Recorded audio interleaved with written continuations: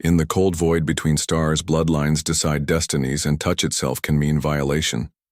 Princess Liara of the Highborn carried the weight of her people's pride, untouchable, flawless, and forbidden to lesser species. But fate had other plans. When her ship fell under fire, salvation came not from her own fleet but from a lone human scavenger. His rough hands tore her from the wreckage, and in that single touch, centuries of arrogance collided with raw survival. She recoiled in fury, yet that touch would become the thread binding her life to his, and her future to humanity's. Ku. Rescue. The distress signal pierced through the static of deep space like a dying scream. Jake Morrison lifted his welding mask and frowned at his ship's communication panel. After 3 years running salvage operations in the contested zone between human and Zelathi space, he'd learned to recognize trouble. This wasn't a standard emergency beacon. The frequency modulation carried the distinct harmonic signature of Zelathi royalty. He set down his plasma cutter and moved to the cockpit of the Rust Bucket, his modified salvage vessel. The view screen displayed cascading data streams that made his blood run cold. A Zelathi diplomatic cruiser was broadcasting on all emergency channels, its elegant script translating into desperate pleas for assistance. Jake's fingers hesitated over the navigation controls.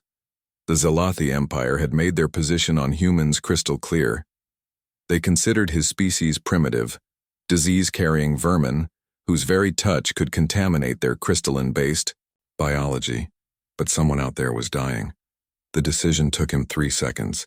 Jake engaged his engines and plotted an intercept course. The Rust Bucket groaned as it accelerated beyond its recommended limits, but the old girl held together. She always did when it mattered. 20 minutes later, Jake's breath caught as the Zelathi vessel came into visual range. The ship that should have been a masterpiece of alien engineering now tumbled through space, venting atmosphere from multiple hull breaches. Scorch marks from plasma weapons decorated its pearl-white hull, like obscene graffiti. This wasn't an accident. Someone had deliberately attacked a diplomatic vessel in neutral space. Jake's scanners detected 3 life signs aboard, all fading fast. He didn't have time for a proper docking sequence. Grabbing his emergency kit and breathing apparatus, he made for the airlock. The magnetic boots would keep him anchored during the spacewalk, but he'd have to move fast. The Zelathi ship's spin was getting worse. The journey across the void between ships lasted an eternity compressed into minutes. Jake's practiced movements carried him through the largest hull breach, where he found himself in what had once been an elegant corridor. Now it was a tomb of crystalline fragments and frozen atmosphere. His helmet lights illuminated 2 bodies, their distinctive blue-tinted skin already showing the telltale signs of vacuum exposure. The 3rd life sign came from deeper in the ship. Jake pushed forward, using handholds to navigate the spinning vessel. He found her in what appeared to be a reinforced panic room, though its door had been blown open by the attackers. She was young, perhaps equivalent to human mid-20s, with the characteristic elongated features and opalescent skin of her species. But what marked her as different were the intricate bioluminescent patterns flowing beneath her skin, pulsing, weakly like a dying heartbeat. Royal bloodline markers. Princess Liara of the 3rd dynasty was dying. Her large eyes, violet with flecks of gold, flickered open as Jake approached. They widened in what he recognized as absolute horror. Her lips moved, forming words in her language that his translator converted. No. Not a human, I stay back. Jake ignored her protests and ran his medical scanner over her form. Internal hemorrhaging, multiple fractures, and her unique Zelathi biorhythms were failing. She was minutes from death. He reached for his emergency kit, pulling out the universal stabilizer injector. When his gloved hand touched her arm to administer the injection, her entire body convulsed. A sound escaped her throat that was part scream, part revulsion. The bioluminescent patterns under her skin flared brilliant white before dimming to almost nothing. I'm trying to save your life, Jake said firmly, pressing the injector against her neck. The medication hissed into her system. Your ship is breaking apart. We need to leave now. Rather die than be contaminated, she gasped. but her body was too weak to resist as Jake carefully lifted her. The princess weighed less than he expected. Her hollow bone structure an adaptation from her species' evolution on a low-gravity world. The return journey to the rust bucket became a nightmare when the Zalathi ship's reactor containment finally failed. Jake had seconds to shield Liara with his body as debris exploded outward. A piece of shrapnel punched through his suit's shoulder, but the self-sealing systems kept the vacuum at bay. He didn't stop moving until they were safely aboard his ship. The medical bay of the rust bucket was cramped but functional. Jake worked, with desperate efficiency, removing Liara's damaged environmental suit and connecting her to his emergency life support systems. Her skin, where he had to touch it directly, seemed to ripple with revulsion. The bioluminescent patterns flared erratically, like an immune response fighting an infection.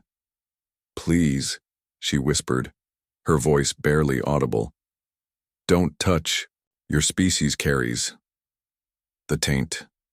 Jake's jaw clenched. He'd heard it all before.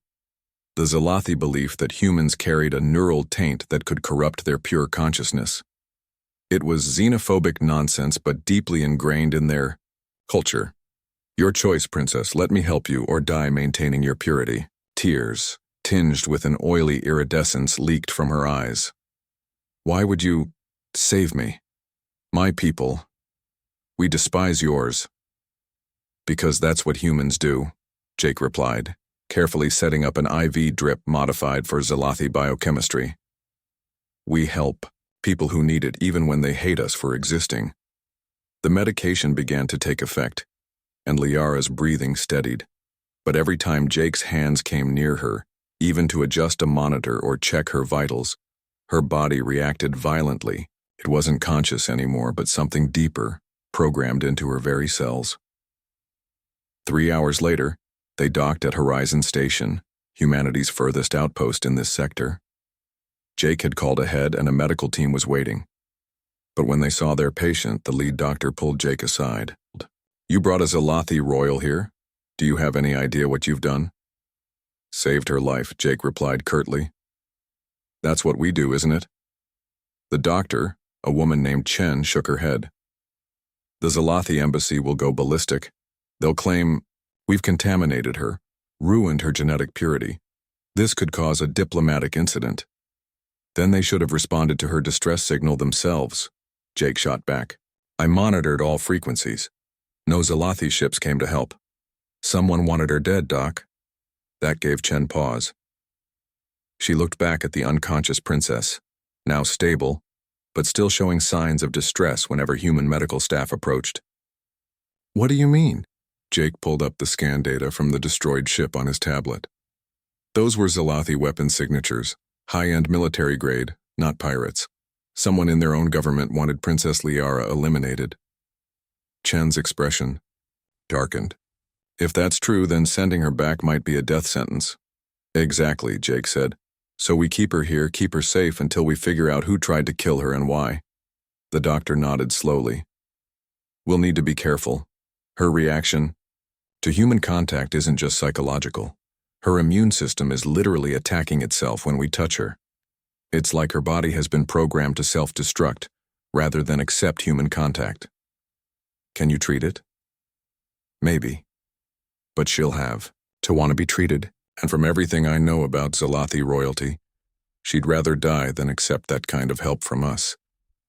Jake looked through the medical bay window at the princess. Even unconscious, her face carried an expression of disgust, as if the mere presence of humans in her vicinity was an assault on her very being. He thought about the attackers, the deliberate nature of the assault, and wondered what Princess Liara knew that was worth killing her for. "Then we'll have to convince her that living is worth more than her prejudices," he said, "because something tells me she's going to need our help whether she wants it or not." As if responding to his words, Liara's eyes fluttered open. The moment she saw the human faces looking down at her, she tried to recoil, but the medical restraints held her in place. The bioluminescent patterns under her skin flared in waves of red and white, a visible manifestation of her revulsion. Where am I?"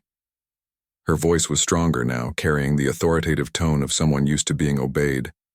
"Horizon Station," Jake said, stepping into her line of sight. A human medical facility. You're safe. Safe? She laughed bitterly, though it turned into a cough. I'm surrounded by humans. Your very presence is poisoning me. I can feel it. The taint spreading through my consciousness. That's your prejudice talking, not medical fact, Dr. Chen interjected, calmly. Your injuries are healing. The contamination you feel is psychosomatic. You know nothing of Zalathi physiology, Liara spat. We are beings of pure thought given form. You humans are chaos, disorder. Your neural patterns are like a virus to our organized consciousness. Jake pulled a chair close to her bed, careful not to get too close. Princess, someone tried to kill you. Your own people attacked your ship. Don't you want to know why? For the first time, uncertainty flickered in her eyes. You're lying. No, Zalathi would dare attack a royal transport. I have the sensor data to prove it, Jake said. Someone wanted you dead badly enough to commit treason. The question is, what do you know that's worth that risk? Liara was silent for a long moment, her luminescent patterns dimming to a soft pulse. Even if you speak truth, I cannot remain here. Every second in this place, surrounded by your kind, weakens my connection to the collective consciousness. I will lose myself, become contaminated beyond redemption. Then we'd better figure out who wants you dead quickly, Jake said, standing. Because right now, Princess, we're the only thing standing between you and whoever sent those assassins, and they will try again. The hunt. The attack came on the third day. Jake had been monitoring station security feeds when he spotted them. 3 figures moving with the fluid grace that marked them as Zalathi military. They disabled 2 checkpoint sensors and were heading directly for the medical wing, where Princess Liara was recovering. He moved without thinking, grabbing his sidearm and racing through the station's corridors. The early morning cycle meant fewer witnesses, which was both good and bad. Good because civilians wouldn't get caught in crossfire. Bad because the assassins had planned it that way. Jake reached the medical wing just as the Zalathi operatives were overriding the door locks. They wore combat suits that shimmered like oil on water, their faces hidden behind ceremonial war masks. He recognized the insignia on their shoulders, Royal Guard. These weren't just any soldiers. They were Liara's own protectors. Stand down, Jake commanded, his weapon trained on the lead figure. This is a human facility. You have no authority here. The lead operative turned slowly, movements deliberate and predatory. When she spoke, her voice carried through the mask with electronic distortion. The primitive species interferes with Zalathi business. Move aside, or be removed. Not happening, Jake replied. The princess is under our protection. Protection? The operative laughed, a sound like breaking crystal. You have contaminated her with your touch. She is already lost. We come to grant her the mercy of a clean death before the taint spreads to the collective. The revelation hit Jake like a physical blow. They weren't here to rescue Liara. They were here to execute her for the crime of being touched by human hands. The fight erupted in an instant. Zalathi combat training emphasized flowing movements and energy weapons, but Jake had grown up in the mining colonies where you learn to fight dirty or die young. When the first operative fired her plasma lance, he was already moving, using the station's artificial gravity to his advantage. He rolled under the energy beam and came up inside her guard, driving his elbow into what he hoped was a pressure point. The operative staggered but didn't fall. Her companions moved to flank him, their weapons charging with a high-pitched whine. Jake grabbed the nearest operative's wrist, using her own momentum to send her crashing into a medical cart. The third one's shot grazed his ribs, sending fire through his nervous system. The commotion had woken Liara. Through the observation window, Jake could see her sitting up in bed, her eyes wide with recognition and horror as she watched her own guards trying to kill the human who'd saved her. Stop! Her voice rang out with royal authority, amplified by the room's speakers. I command you to stop! The operatives hesitated for a fraction of a second, their conditioning warring with direct royal command. It was enough. Station security arrived, weapons drawn, and the Zalathi found themselves outnumbered. They lowered their weapons slowly, but the lead operative's masked face turned toward Liara. "You have been compromised, Princess. The taint has taken hold. The Regent Council has decreed your termination for the good of the collective." "The Regent Council?" Liara's voice shook. "My own uncle ordered this?" "You carry dangerous knowledge, Princess. Knowledge that threatens the purity of our species. Your death was to be clean, honorable, but now..." The operative's disgust was palpable. "Now you have been contaminated by human contact. You are already dead to us." Station security took the operatives away, but their words hung in the air like poison. Jake, holding his wounded side, entered Liara's room. She looked at him with an expression he couldn't read, her bioluminescent pattern shifting through colors he'd never seen before. "They were going to kill me," she said softly. "My own guards. My uncle. Because of what I discovered." "What did you discover?" Jake asked, accepting a medical patch from Dr. Chen. Liara was quiet for a long moment, then gestured for him to come closer. Jake approached cautiously, noting how she still flinched when he got within arm's reach. "2 months ago," she began, "I was researching our ancient archives for my thesis on pre-contact history. I found records that had been sealed for over 1,000 years. Records about the origin of the taint we fear in your species." She paused, struggling with something internal. "The records showed that humans and Zalathi share a common ancestor. We're not completely different species. We're cousins. Divergent evolution from the same seed species that colonized this sector millennia ago." Jake felt his world tilt. "That's impossible. Our DNA structures are completely different." "On the surface, yes. But at the quantum level, our neural patterns are compatible. More than compatible. They're complementary. The taint we fear isn't corruption, it's recognition. Our bodies remember the connection, and it terrifies those in power." "Why would that be worth killing you?" Jake asked. "Because our entire social structure is built on the myth of Zalathi purity and superiority. If it became known that we're related to humans, that the primitive species we look down upon are actually our kin, it would shatter the foundations of the empire. The Regent Council, my uncle, they would rather kill me than let that truth emerge."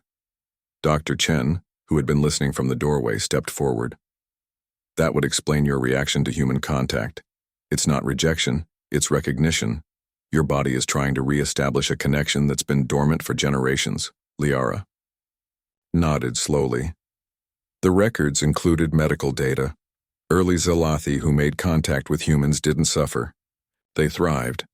The bioluminescent patterns you see in our skin, they would synchronize with human neural activity, creating a form of empathic communication our species has lost. So they created the fear," Jake said, understanding dawning. "They made your people terrified of us to prevent that connection from reforming." "Yes," Liara confirmed. "And now they'll stop at nothing to silence me. And you, for that matter. You know too much." As if on cue, Jake's communicator buzzed. He checked it and swore. 3 Zalathi warships just entered the system. They're demanding you be turned over immediately." "They'll destroy the station if you refuse," Liara said with certainty. "My uncle won't risk this information spreading." Jake looked at her, this alien princess who had recoiled from his touch just days ago. "Then we run. We take the evidence and we run until we can find a way to reveal the truth safely." "Run? With you?" The idea clearly both terrified and intrigued her, unless you have a better option. Your own people want you dead. Mine at least want you alive, even if they don't know why yet.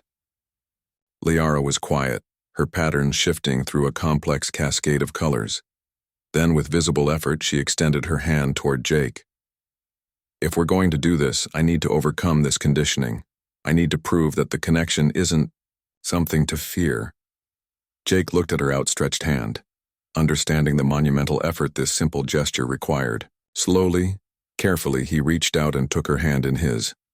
The moment their skin made contact, Liara gasped.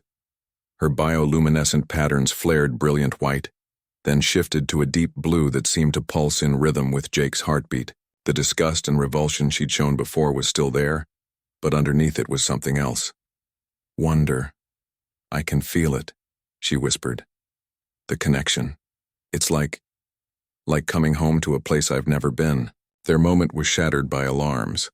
The Zalathi warships were charging weapons. Jake pulled Liara to her feet, noting that she didn't immediately let go of his hand. Can you run? He asked. I'm a princess of the Third Dynasty, she replied, with a hint of her old haughtiness. We don't run, we make tactical retreats. Despite everything, Jake found himself grinning. Then let's make a tactical retreat to my ship before your uncle turns this station into space dust. They moved through the station with Dr. Chen's help, avoiding main corridors where Zalathi sympathizers might spot them. Liara struggled with the continued physical contact, her body alternating between acceptance and rejection of Jake's touch. But she didn't let go, using their connection as an anchor against her conditioning. The rust bucket was prepped and ready, but as they approached the docking bay, they found it wasn't empty. A figure in elaborate robes stood by Jake's ship, flanked by 2 guards. Jake recognized him from intelligence briefings. Regent Caleth, Liara's uncle. My dear niece, Caleth said, his voice carrying the warm tone of a loving relative even, as his eyes remained cold. This has all been a terrible misunderstanding. Come home. We can treat your contamination. You can be cleansed. Cleansed? Liara stepped forward, Jake's hand still in hers. You mean murdered? I know the truth, uncle. I know what we are, what humans are to us. Caleth's expression hardened. Then you know why that truth must never surface. The stability of our empire depends on it. Billions of Zalathi live in peace because they believe in their purity. Would you shatter that peace for your naive idealism? I would shatter a lie for the truth, Liara replied firmly. Our people deserve to know their heritage. Then you leave me no choice, Caleth raised his hand, and his guards raised their weapons. What happened next surprised everyone, including Jake. Liara's bioluminescent patterns suddenly flared with blinding intensity. But instead of the usual chaotic swirl, they formed precise geometric patterns that seemed to resonate with something deep in the station's systems. The lights flickered, gravity fluctuated, and the guards' weapons simply stopped working. Impossible, Caleth breathed. The harmonic convergence. But that requires human neural patterns to complete the sequence, Liara finished. Yes, uncle. The greatest secret of all. Our most powerful ability only works when we're connected to humans. We're not superior to them. We're incomplete without them. The truth, the escape from Horizon Station became the stuff of legends, though few knew the real story. As Jake piloted the rust bucket through a gap in the Zalathi fleet's formation, Liara maintained her grip on his hand, using their connection to somehow interfere with the warship's targeting systems. Every shot went wide, every missile lost its lock, as if the universe itself was protecting them. They jumped to hyperspace with seconds to spare, leaving behind a confused fleet and a furious regent. But their escape was just the beginning of a journey that would change both species forever. How did you do that? Jake asked, once they were safely in the void between stars. The thing with the weapons? Liara looked at her hands, where the bioluminescent patterns still swirled in unusual configurations. I didn't know I could. But when we touched, when our neural patterns synchronized, I could feel something unlock. Abilities my people lost when we separated from yours. She pulled up the ancient records on Jake's computer, her fingers dancing across the holographic interface. Look at this. The original colonists, before the split, they called themselves the Harmonics. They could manipulate quantum fields through synchronized consciousness, but it required perfect balance between what would become Zalathi intuition and human creativity. Jake studied the data, his mind racing. So, when your ancestors decided to purify themselves, they actually crippled their own evolution? Both species did, Liara corrected. Humans lost the intuitive connection to quantum mechanics. Zalathi lost the creative spark that could shape it. Apart, we're both diminished. Together we're something more. Jake finished. He looked at their still joined hands. But your people will never accept this. The conditioning runs too deep. Liara's patterns shifted to a determined gold. Then we'll have to show them, not tell them, show them. The harmonic convergence I achieved at the station, it was broadcast on quantum frequencies every Zalathi can sense. They felt it, even if they don't understand what it was. Over the next days as they traveled toward neutral space, something remarkable happened. The initial revulsion Liara felt at Jake's touch began to fade, replaced by something neither of them expected. Attraction. Not just physical, though, that was there too, but something deeper. Their neural patterns were learning to dance together, creating a bond that transcended species. This is what they feared, Liara murmured one evening as they sat in the cockpit, watching stars streak by. Not contamination, but connection. They knew that if our species started bonding, we'd never accept separation again. Jake squeezed her hand gently. Your uncle won't stop hunting us, and my government won't protect us once they realize what we represent. We're on our own. No, Liara said firmly. We're not alone. The records mention others, humans and Zalathi who discovered the truth over the centuries. They went into hiding, formed colonies in the uncharted regions. If we can find them, we'd have an army of proof, Jake realized. Living examples that our species can coexist, even thrive together. Their search led them through forgotten space stations and abandoned colonies, following clues hidden in ancient star charts and encoded messages. At each location, they found traces of those who had come before. Hybrid technology that combined Zalathi elegance with human innovation. Art that spoke to both species' souls, and always, stories of pairs who had overcome their conditioning. To find connection. It was at the fifth location, a hidden settlement in an asteroid field, that they found them. A colony of thousands humans and Zalathi living together, some for generations. Children played in the common areas, their appearance showing subtle blendings of both species' traits. The fear that divided their civilizations was absent here. Though, colony's leader, an elderly human woman named Sarah, and her Zalathi partner Valix, welcomed them warmly. We've been waiting for someone like you, Sarah said. Someone with royal blood who could legitimize what we've built here. The Regent Council knows we exist, Valix added, his patterns shifting in what Jake had learned was amusement. But they can't acknowledge us without admitting the truth, so we persist in the margins waiting for the right moment. The moment is now, Liara declared. My uncle's actions have shown the lengths they'll go to preserve their lies. But I have something they don't expect, proof of the original colonization charter. She produced a data crystal from the archives, one she'd hidden before fleeing. This contains the legal framework of our separation, but it also contains a clause. If ever the two species should reunite in harmony, the charter becomes void.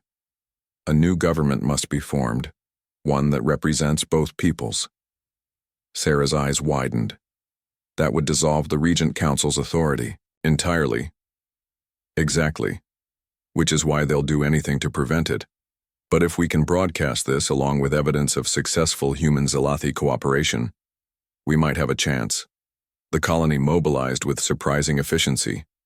They had been preparing for this possibility for decades. Ships were readied, messages encoded, and a plan formed. They would broadcast the truth simultaneously to every human and Zalathi world, using the quantum frequencies that Liara had discovered she could access through her bond with Jake. But the Regent Council had not been idle. As the colony prepared for their revelation, a massive fleet appeared on their sensors. Not just Zalathi ships, but human vessels too. Jake's government had been convinced that the colony represented a threat to both species' stability. They're working together, Jake said bitterly. The governments that keep us apart are united in maintaining the separation.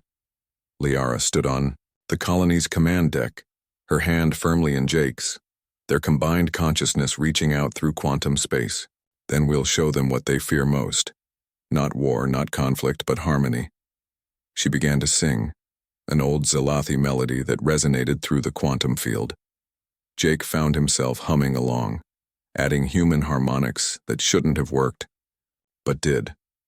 Throughout the colony, other pairs joined in, their combined voices creating a wave of synchronized consciousness that rippled outward. On the approaching ships, weapon systems began to malfunction. Not destroyed, just confused. The targeting computers couldn't lock onto something that registered as both friend and foe, self and other.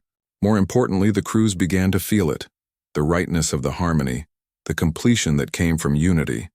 The effect was most pronounced among those who had been in close proximity to the other species. A human technician who had worked alongside Zalathi traders found herself understanding their language without translation. A Zalathi pilot who had escorted human vessels felt his patterns synchronizing with their thought rhythms. Regent Kalith's voice crackled over the communications. "Stop this immediately. You're destroying everything we've built." "No, Uncle," Liara replied, her voice carrying across all frequencies.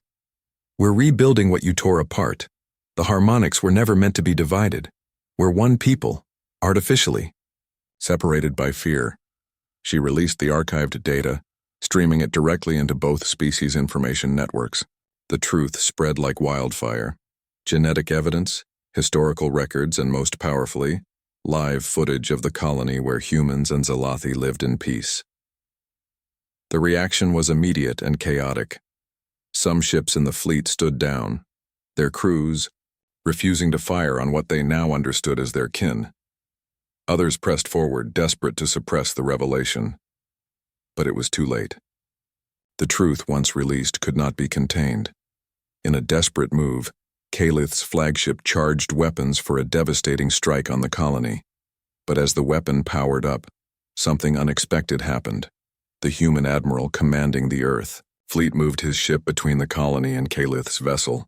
"I've spent my career maintaining this separation," the admiral broadcast. "But I've also spent it wondering why we feared each other so much. Now I know. We feared reunion because it would make everything we've done to keep apart meaningless. But meaning isn't found in separation. It's found in connection." The standoff stretched for long moments. Then, one by one, ships on both sides began standing down. Not all of them, but enough. The first cracks in the wall of separation had formed. It would take years for the full transformation to occur. There were those on both sides who resisted, who clung to the old fears and prejudices. But the colony grew, became a beacon for those seeking connection. Human Zalathi pairs emerged from hiding, no longer afraid to reveal their bonds. Jake and Liara became symbols of the reunification. Though they never sought the role, they simply continued what they'd started, proving that the touch which had once caused revulsion could become the foundation of something beautiful. 5 years after their escape from Horizon Station, they stood before a joint council of both species, there, hands clasped as they'd been that first day in the docking bay. But now there was no fear, no disgust, only the warm pulse of synchronized consciousness. "The age of separation is ending," Liara announced to the assembled delegates. "The harmonics are returning, not as conquerors or revolutionaries, but as what we always should have been, one people united in our diversity."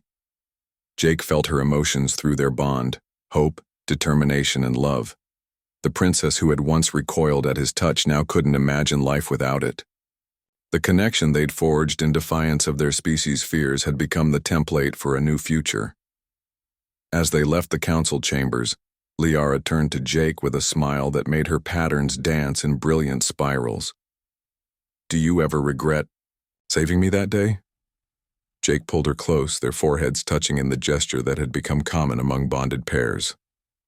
"Never. Though you did make my life significantly more complicated." "Only significantly?" she teased. "I must be losing my touch." He laughed, the sound harmonizing with her own musical laughter. Around them, the station bustled with activity as humans and Zalathi worked side by side, no longer separated by fear but united by the understanding that their differences made them stronger together. The touch that had once meant contamination had become salvation. The princess who had recoiled in horror had become the bridge between worlds, and the human who had dared to save her had helped heal a wound 1,000 years in the making. In the end, the greatest discovery wasn't that humans and Zalathi shared common ancestry. It was that connection, real connection, could overcome any conditioning, any fear, any lie told to keep people apart. The universe, it seemed, favored unity over division, love over fear, and truth over comfortable lies. The revolution didn't happen overnight, but it happened one touch at a time, one connection at a time, until the wall of separation crumbled and two species remembered they were one people, finally coming home. The legacy 10 years had passed since the Great Revelation, as historians would later call it. The university on New Harmony, the first truly integrated world, buzzed with activity as students of both species attended classes together. Jake Morrison stood at the podium, his hair now touched with gray, addressing a packed auditorium of eager faces, some human, some Zalathi, and increasingly, some who showed characteristics of both. Today we'll discuss the neurological implications of the harmonic bond, he began, his teaching style still carrying traces of his rougher origins. Who can tell me why initial contact between our species causes such dramatic physiological responses? Young Zalathi raised her hand, her bioluminescent patterns flickering with enthusiasm. Professor Morrison, it's because our neural pathways are trying to reconnect after generations of separation. The reaction that was once interpreted as revulsion is actually our nervous systems recognizing their missing component. Jake nodded, though his mind drifted momentarily to his first encounter with Liara. She was elsewhere on campus, teaching her own course on interspecies diplomacy, but through their bond, he could feel her amusement at his reminiscence. Correct, Stella. But there's more to it than simple recognition. Can anyone explain the quantum entanglement aspect? A human student, Marcus, spoke up. When a human and Zalathi form a genuine bond, their consciousness becomes quantum entangled at the subatomic level. This is why bonded pairs can sense each other across vast distances, and why their combined abilities exceed what either species can achieve alone. The discussion was interrupted by an urgent chime from Jake's communicator. He glanced at it, and his expression darkened. Class, I need to cut this short. Please review chapters 7 through 9 for next session. As students filed out, murmuring curiously, Jake headed for the administrative building where Liara was already waiting in their shared office. Her patterns were shifting through troubled yellows and oranges. You felt it too, she said without preamble. The disturbance in the quantum field? Yes. Something's wrong at the border colonies. They pulled up the latest reports from the frontier regions where integration was still meeting resistance. 3 colonies had gone dark in the past week, their quantum signatures simply vanishing from the network that now connected most of human and Zalathi space. It's not equipment failure, Liara said, analyzing the data with the intuitive grasp her species brought to pattern recognition. The cutoff was deliberate. Someone severed their quantum connections. Jake's fingers flew over the console, his human creativity finding unexpected angles of analysis. Look at this.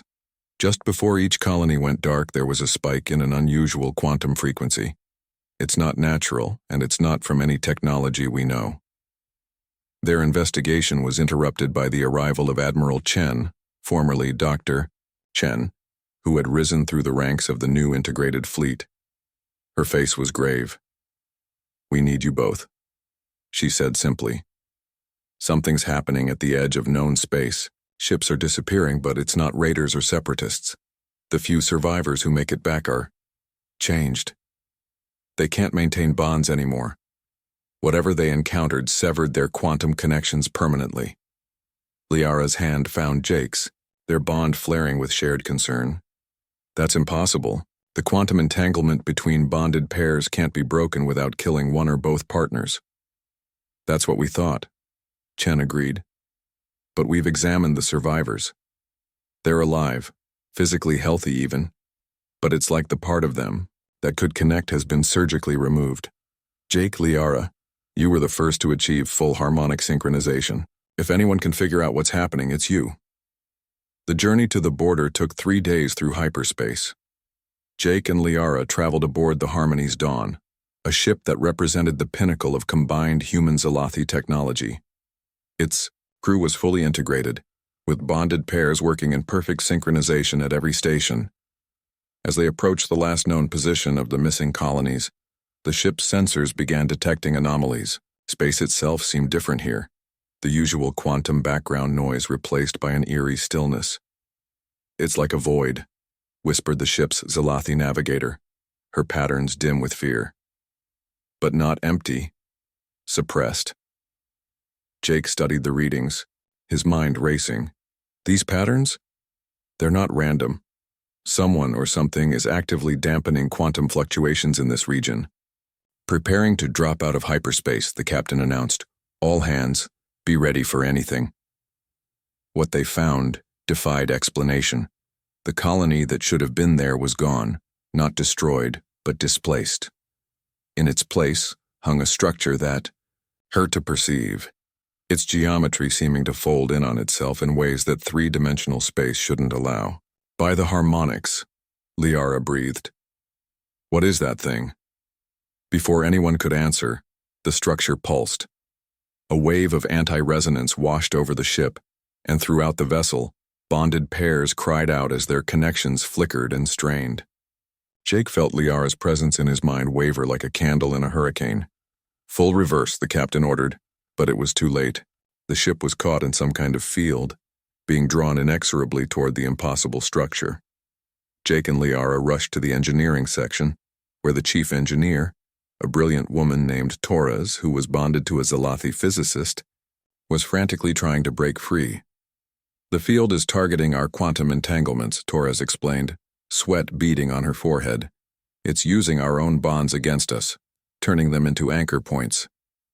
"Then we need to think differently," Jake said, "not as bonded pairs but as individuals who choose to work together. Liara, remember the first time we synchronized? We didn't have a full bond yet, just intention." Understanding flashed in Liara's eyes. Everyone needs to consciously separate their quantum entanglement while maintaining physical and mental cooperation. It's the opposite of what we've been teaching, but it might work. The order went out across the ship. It was agonizing for the bonded pairs to deliberately suppress their connections, like voluntarily severing a limb. But it worked. The field's hold weakened, and the ship began to pull away. That's when they heard it. A voice that spoke not through sound but directly into their consciousness, bypassing all shields and barriers. "You have learned to join. Now learn the price of unity."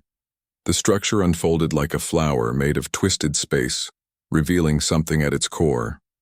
It was a being, or perhaps beings, that existed in a state of perfect unity.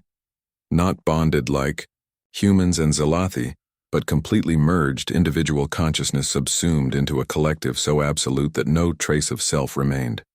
"We are the convergence," the voice continued, coming from every molecule of the revealed entity. "We were once like you, two species learning to bond, but we went further. We achieved true unity, perfect harmony, and in doing so, we lost everything that made us who we were." Images flooded their minds, a civilization that had discovered quantum bonding millennia before humans and Zalathi, who had pursued it to its ultimate conclusion. They had merged so completely that individual thought became impossible, creativity died, and growth stopped. They had become a single stagnant consciousness, powerful but purposeless. Now we wander the universe seeking others who walk the path we once traveled. We offer a warning and a test. Maintain your bonds but lose yourselves, or preserve your independence but sacrifice your connections. You cannot have both. Jake felt Liara's hand tighten in his, their suppressed bond straining to reconnect despite the danger. Around them, the crew struggled with the same dilemma. "You're wrong," Jake said, projecting his thoughts toward the entity. "Unity doesn't mean losing. Individuality. Harmony doesn't require sacrificing the self." Pretty words from a young species. You have not yet faced the inevitable conclusion of your path. Observe. The entity pulsed again, and suddenly Jake and Liara's bond snapped back into place, but magnified 100-fold. He could feel every thought in her mind, every memory, every sensation. The boundary between self and other began to dissolve. It was ecstasy and terror combined, the ultimate intimacy threatening to erase them both. But then Liara did something unexpected. Instead of pulling back or pushing forward, she began to sing, the same Zalathi melody she had used during the first revelation, but now with human words Jake had taught her, creating a harmony that was both unified and distinct. "We are two voices," she sang through their overwhelming connection, creating one song. Not the same note but harmony, not one instrument but symphony. Jake understood. He added his own voice, different but complementary. Throughout the ship, other pairs began to follow their lead, each finding their own balance between unity and individuality.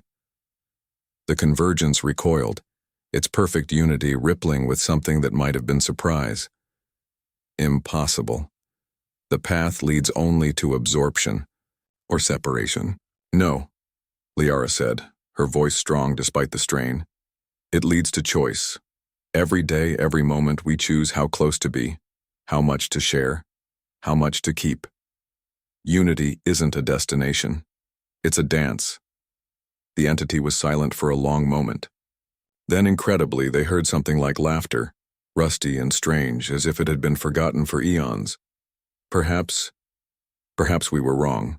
Perhaps we gave up too soon, chose the easy path of complete merger rather than the harder path of maintained balance. The structure began to shift again, its impossible geometry smoothing into something more comprehensible. The oppressive field lifted, and the crew of the Harmony's Dawn found their bonds returning to normal. Changed but not damaged, deepened but not consuming. "We will watch," the Convergence said, its voice now carrying hints of individual tones within the collective. "We will learn. Perhaps even we ancient ones can remember how to be both one and many."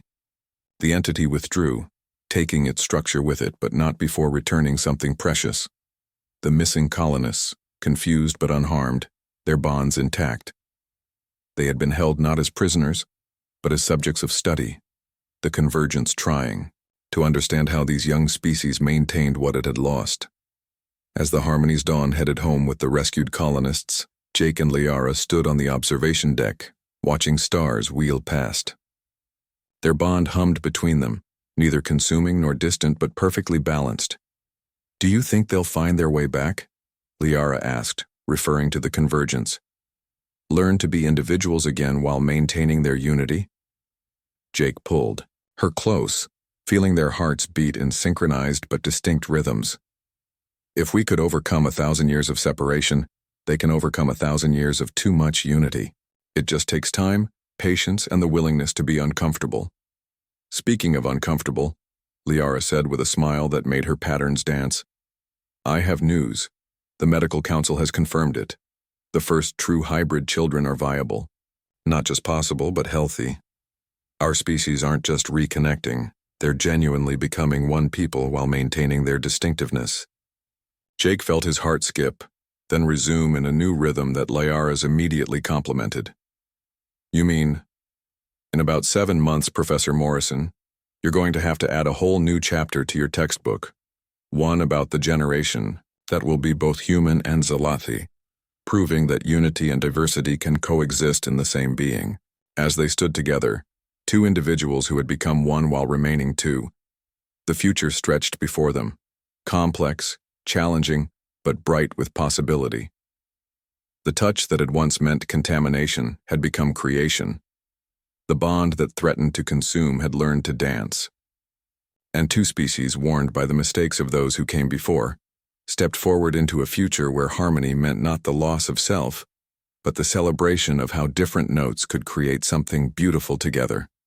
The universe, it seemed, had been waiting for someone to prove that love didn't require the sacrifice of identity, that unity could enhance rather than erase individuality. Jake and Liara had begun that proof. Now, a new generation would complete it, carrying both heritage and hope in their quantumly entangled but independently beating hearts.